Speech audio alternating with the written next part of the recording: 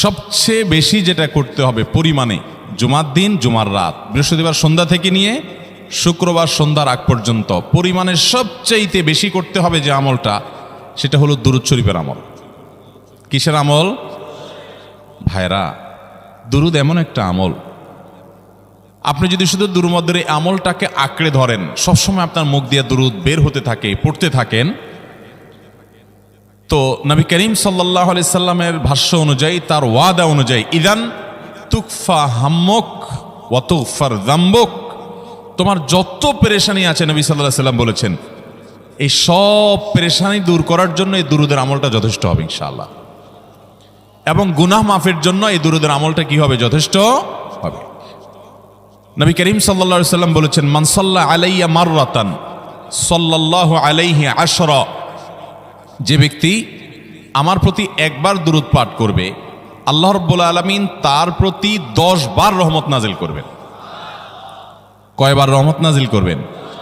আপনার জীবনে 10টি জায়গায় খুব ক্রাইসিসে পড়ে গেছেন, কোনো জটিল সিচুয়েশনে মুখোমুখি হয়ে গেছেন, বিপদের মধ্যে পড়ে গেছেন, ওই জায়গায় আল্লাহর রহমত পাবেন। এরকম একবার দুরূদ পাঠ করবেন, হক আদায় করে যথাযথভাবে মহব্বতের সাথে 10 করবেন।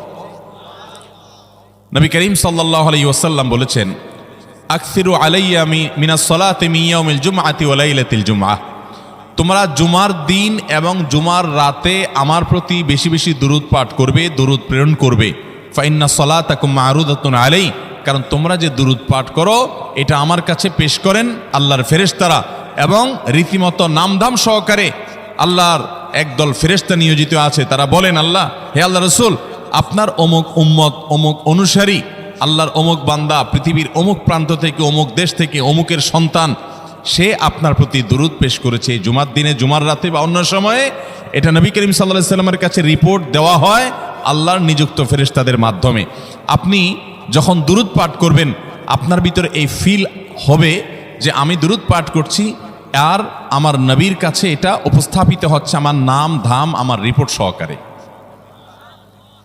এই জন্য শুক্রবার দিন এবং রাত, অর্থাৎ বৃহস্পতিবার সন্ধ্যা থেকে নিয়ে শুক্রবার সন্ধ্যা পর্যন্ত এই 24 ঘন্টার মধ্যে নবী করিম সাল্লাল্লাহু আলাইহি সাল্লামের ভাষ্য খেয়াল করেন, আকসিরু আলাই, ওলামা একরাম জানেন, নবী আলাইহিস সালাম সাধারণত কোনো আমল পরিমাণে বেশি করতে বলতেন না।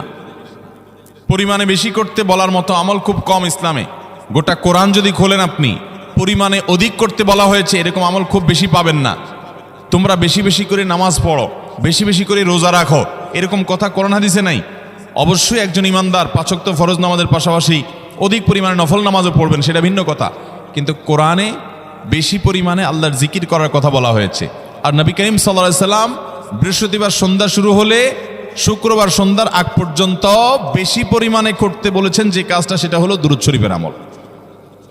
অতএব ভাইরা আমার, বৃহস্পতিবার সন্ধ্যা থেকে নিয়ে শুক্রবার সন্ধ্যা পর্যন্ত, আপনি দোকানদার মানুষ, বৃহস্পতিবারে ব্যবসা করছেন, দোকানদারি করছেন, কোনো অসুবিধা নেই।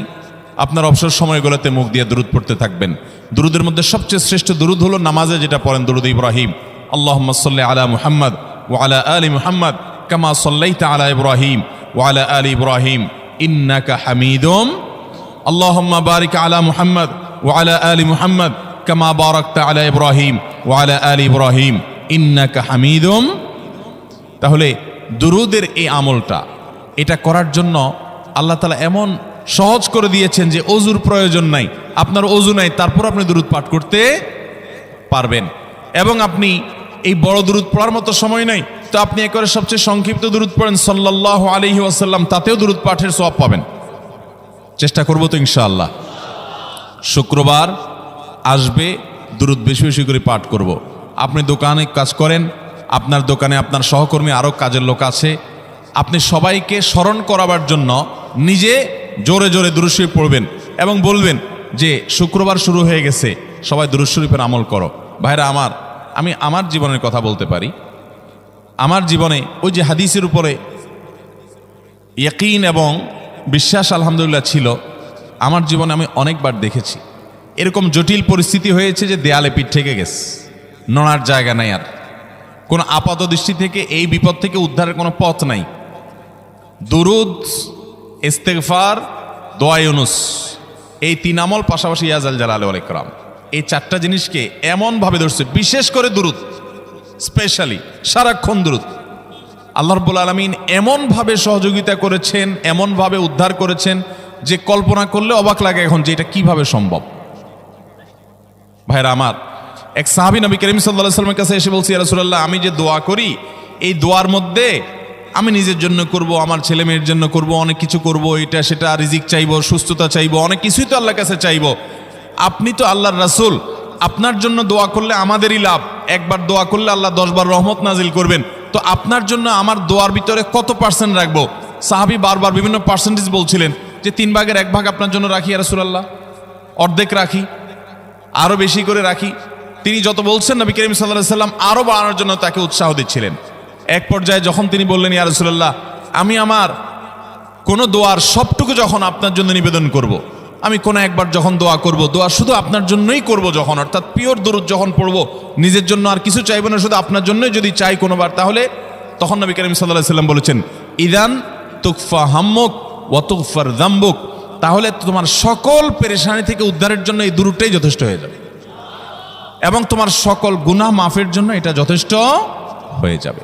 মোহতারাম হাজরিন, দুরুদের আমলটা এত সুন্দর আমল, কিন্তু আবার তাড়াহুড়া করে পড়বেন না, সাল্লাল্লাহু আলাইহি সাল্লাম সাল্লাল্লাহু আলাইহি সাল্লাম সাল্লাল্লাহু আলাইহি সাল্লাম সাল্লাল্লাহু আলাইহি সাল্লাম সংখ্যা বাড়ানোর জন্য হুলস্থুল করে পড়লেন না, মুহাব্বতের সাথে সাল্লাল্লাহু আলাইহি ওয়াসাল্লাম সাল্লাল্লাহু আলাইহি ওয়াসাল্লাম আল্লাহুম্মা সাল্লি আলা মুহাম্মদ, অর্থ বুঝে বুঝে আল্লাহুম্মা সাল্লি আলা মুহাম্মদ মানে কি, আল্লাহ আপনি মুহাম্মদের প্রতি শান্তি বর্ষণ করুন। আরে ভাই, মুহাম্মদ সাল্লাল্লাহু আলাইহি সাল্লামের প্রতি আল্লাহ তাআলা শান্তি এমনি বর্ষণ করবে, আপনি আমি দোয়া করলেও করবে, না করলেও।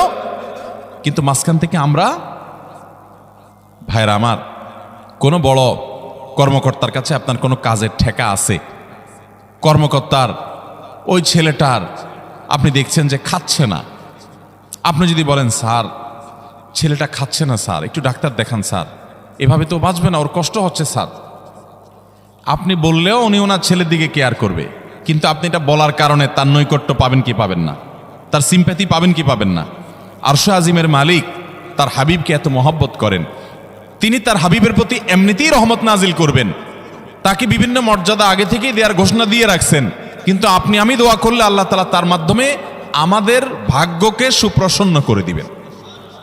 দুরুদের আমলকে জীবনের তরে আঁকড়ে ধরবেন ভাই, শুধুমাত্র জুমার দিন আর জুমার রাত না, সব সময় অধিক পরিমাণে। এরাবিয়ানদের মধ্যে আমলটা খুব বেশি আছে, তাদের দেখবেন তারা দুইটা আমল, মুখে দুইটা আমল, ভালো মন্দ তাদের মধ্যেও আছে, কিন্তু এই দুইটা আমল তাদের মধ্যে খুব ভালো। বেশিরভাগ মানুষই দেখা যায় অবসর সময় আস্তাগফিরুল্লাহ ইস্তিগফার করছে অথবা দুরুদের আমল করছে। আমাদের অবসর সব সময়গুলো নিয়ে গেছে মোবাইল ফোন। ভাইরা আমার, 4 বছর 5 বছর 6 বছর 7 বছর 10 বছর ধরে মোবাইল টিপতেছেন, ফেসবুক টিপতেছেন, ইউটিউব টিপতেছেন। বুকে হাত দিয়ে আমাকে জবাব দেয়া লাগবে না, নিজের বিবেককে একটু জবাব দেন। এই 10 বছর ফেসবুক, ইউটিউব, টিকটক, হোয়াটসঅ্যাপ টিপে আপনার অর্জন কি হয়েছে একটু হিসাব মিলান। এই যে স্ক্রল করতেছেন আঙ্গুল দিয়া, ঘন্টাকে ঘন্টা এই আঙ্গুল দিয়ে টানছেন টানছেন, নিচের দিকে যাচ্ছেন স্ক্রল করে ফেসবুকে, ইউটিউবে, একের পর এক, আপনার জীবনে অর্জনটা কি হয়েছে বলেন? ভাইরা আমার, এই মোবাইলের নিয়ন্ত্রণ করতে হবে, প্রয়োজনে ব্যবহার করতে হবে, কিন্তু এটাকে অনিয়ন্ত্রিত ব্যবহার করা যাবে না। একেবারে যখন তখন সারাদিন টিপাটিপি করলেন, আজকাল তো পোলাপান টয়লেটে গেলেও নিয়ে যায়। আল্লাহ তাআলা আমাদেরকে এই রোগ থেকে বেঁচে থাকার তৌফিক দান করুন। ভাইরা আমার, জীবনটাকে পরিবর্তন করতে হয়, সারা জীবন তো একরকম থাকলে হবে না। বহুত পাগলামি করেছি, আসুন নিজেকে সংশোধন করি। তাহলে জুমার দিন উপলক্ষে 1 নম্বরের আমল বলেছি, বেশি বেশি কোন আমল করতে হবে? সারা জীবন মনে রাখবো তো ইনশাআল্লাহ। বাসা বাড়িতে পরিবারের লোকদেরকে মনে করাবো তো ইনশাআল্লাহ। আমি আমার ড্রাইভার থাকুক, আমার ছেলে মেয়ে থাকুক, আমার পরিবারের লোক থাকুক, আমি আমার কথা আপনাদের বলি উৎসাহের জন্য, যে জুমার দিন শুরু হয়ে গেলে আমি, শুধু আমি না, আমার পরিবার অন্যান্যরাও একে অন্যকে আমরা স্মরণ করে দিই। কে কে দুরূদ পড়তে কতবার পড়ছো, কেউ পড়ছে কিনা একবারও, সন্ধ্যা হয়ে গেছে, অনেকক্ষণ হয়ে গেছে, সবাই শুরু করি, আমলটা করবো তো ইনশাআল্লাহ। নাম্বার 1। নাম্বার 2, জুমার দিন উপলক্ষে অন্য যে কোনো দিনের চাইতে জুমার দিন অর্থাৎ শুক্রবারের ফজর নামাজ পুরুষরা মসজিদে জামাতের সাথে পড়বেন, জামাতের সাথে পড়ার নিয়ত করবেন পাক্কা। কারণ অন্য যে কোনো দিনের ফজর নামাজ না, শুধুমাত্র যত নামাজ আছে, নবী করিম সাল্লাল্লাহু আলাইহি সাল্লাম বলেছেন, আফদালুস সালাওয়াতে ইনদাল্লাহ, আল্লাহর কাছে দুনিয়ার সব নামাজের মধ্যে, 5 ওয়াক্ত সাধারণ নামাজগুলোর মধ্যে সবচাইতে উত্তম নামাজ হলো সলাতুল ফজরে মাআল জামাআতে ইয়াউমাল জুমআহ। জুমার দিন ফজরের নামাজ জামাতের সাথে আদায় করা হলো যত নামাজ আছে এর মধ্যে সবচেয়ে শ্রেষ্ঠ নামাজ। তাহলে জুমার দিনে এই বিষয়টা বিশেষভাবে খেয়াল রাখবো। জুমার দিন ফজর নামাজটা পুরুষরা কোথায় পড়বো, এবং সেটা বৃহস্পতিবার থেকে পরিকল্পনা শুরু করবো যে কালকের ফজর নামাজ যাতে কোনো অবস্থাতে আমার মিস না হয়। আমাদের আখিরাতের ব্যবসা এটা ভাই, আখিরাতের কারেন্সি সংগ্রহ করা। যত খুঁটে খুঁটে ভালো ভালো আমলগুলো করবেন আপনার আমল নামাতে আমল সওয়াব জমা হতে থাকবে। চেষ্টা করবো তো ইনশাআল্লাহ। আমাদেরকে শয়তান অন্যদিন ফজরের নামাজ পড়ার সুযোগ হলেও শয়তান এমনভাবে আমাদেরকে ধোঁকা দেয়, শুক্রবারে ফজরটা পড়াটা সবচেয়ে বেশি কঠিন হয়ে যায়। কেন জানেন? কারণ ইবলিস তো জানে হাদিস আপনি জানেন না, হয়তো অনেকে হয়তো আজকে শুনছেন, আমি কোনো হাদিস না জানতে পারি, ইবলিস ঠিকই জানে যে ফজর নামাজ এই দিন যদিও জামাতের সাথে ফজর পড়ে ফেলায় তাহলে তোর আখিরাতের ব্যবসা অনেক দূর আগে যাবে। ওর সাথে তো আমাদের বাবা আদমের সাথে সেই চ্যালেঞ্জ, আদম আলাইহিস সালামকে সেজদা করতে বলা হয়েছে, সে তো করে নাই, তার সৌজন্য বা তার জন্য সেজদা নিবেদন করে নাই। আল্লাহ তাআলা সেজন্য তাকে জান্নাত থেকে বের করে দিয়েছে। তার কারণে এই ইবলিস তখনই আল্লাহর সাথে আল্লাহর সামনে চ্যালেঞ্জ ছুড়ে দিয়েছে আদম আলাইহিস সালামের সাথে যে লা উবিয়ান্নাহুম আজমাইন, আমি আদমের সব সন্তানগুলোকে পথহারা করে ছাড়বো, ওদেরকে জান্নাতের পথে চলতে দিব না। এই জন্য আল্লাহ তাআলার কাছে সে কিছু পাওয়ার চাইয়া নিছে। এর ভিতরে একটা হলো কিয়ামত পর্যন্ত হায়াত পাবে, আরেকটা হলো আমাদের রগের সাথে সে মিশতে পারে, রক্ত প্রবাহের সাথে মিশতে পারে, শরীরের মধ্যে প্রভাব সৃষ্টি করতে পারে, আমাদেরকে দুর্বল করতে পারে, মন্দ দিকে টানতে পারে, ভালো কাজ যেন না হয় মনে মনে কুমন্ত্রণা সৃষ্টি করতে পারে। এই পাওয়ার সে নিয়ে এসেছে। এই জন্য তার সাথে আমাদের চ্যালেঞ্জ। সে হাদিস জানে যে জুমার দিন ফজর পড়লে আমাদের অনেক লাভ হয়ে যাবে। এই জন্য সে বৃহস্পতিবার রাতে, অন্য দিন যদি আপনি 10টা 11টা বা 11:30টায় ঘুমান, 12টায় ঘুমান, জুমার দিন অর্থাৎ বৃহস্পতিবার দিবাগত রাতে আইসা ইবলিস বলে, আরে পাগল হইছস, কালকে হলো শুক্রবার, দোকানদারি নাই, ব্যবসা নাই, চাকরি নাই, মহিলাদেরকে বলে কালকে পোলাপানের স্কুল নাই, মাদ্রাসা নাই, আজকে একটু টক শো, মিষ্টি শো, নাটক, সিনেমা, ইউটিউব, ফেসবুক, ওয়াজই শোন অন্তত। শয়তান কি বলে, ঠিক আছে তো যদি এত ফিল্ম দেখতে মনে না চায়, তো যদি মুসলমান হস, নেককার হস, তো ঠিক আছে অমুক হুজুরের ওয়াজ শোন। এই হুজুরের ওয়াজ শোনাত লাগাই দিয়ে রাতে 1টা 2টা পর্যন্ত পার করে দিল। এরপরে ফজর নামাজ ওর জামাতের সাথে মিস শেষ। ভাইরা আমার, প্রত্যেক বৃহস্পতিবার আসলে সন্ধ্যার সময় প্রতিজ্ঞা করব, সপ্তাহের অন্য দিন যদি আমার ত্রুটি বিচ্যুতি হয়ও আমি সেটাকে কারেকশন করার চেষ্টা করব, কিন্তু শুক্রবার ফজরটা পুরুষ হিসাবে আমি জামাতের সাথে পড়বই পড়বো। তার জন্য রাতে আগে আগে শোবো, ডাবল ট্রিপল অ্যালার্ম দিয়ে শোবো, অন্য নামাজি বন্ধুকে বলবো ফোন দিয়ে ডেকে দিবি, একে অন্যের সহযোগিতা করব, কিন্তু ফজরের নামাজ জুমার দিন ছাড়বো না ঠিক আছে তো? কয়টা আমল হলো? 2টা। মনে রাখবেন তো ইনশাআল্লাহ। আগামী বছর তো আমার মাহফিল আমি আর করব না, কিন্তু আগামী বছর যে মাহফিল করবেন সে আলোচককে আমি রিকোয়েস্ট করবো ইনশাআল্লাহ, আয়োজকরা এটার সবক যেন নেয় আগামী বছর। দিতে পারবেন তো ইনশাআল্লাহ? আমল যদি করেন তাহলে সবক ঠিকই দিতে পারবেন। ওই যে ভাই সবগুলো শুনে দিছে, কারণ এই আমল করেন। আচ্ছা, 3 নম্বর আমল হলো সূরা কাহাফ পড়ব। কোন সূরা পড়ব? সূরা কাহাফ। যারা কোরআন পড়তে পারেন না তারা শুনবেন, আর যারা পড়তে পারেন তারা নিজে পড়বেন। সূরা কাহাফ যদি জুমার দিন কেউ পড়ে, নবী করিম সাল্লাল্লাহু আলাইহি সাল্লাম বলেছেন এই সূরাটা তার জন্য নূর হবে, নূর, আলো আল্লাহর তরফ থেকে। কিয়ামতের ময়দানে ভয়াবহ গুটগুটে অন্ধকার হবে। কিয়ামতের একটা ভয়াবহ শাস্তি হলো অন্ধকারের শাস্তি। ভাইরা আমার, অন্ধকারের শাস্তি মানে এমন ভয়াবহ অন্ধকার হবে যে দুনিয়ার অন্ধকারের সাথে কোনো তুলনাযোগ্য নয়।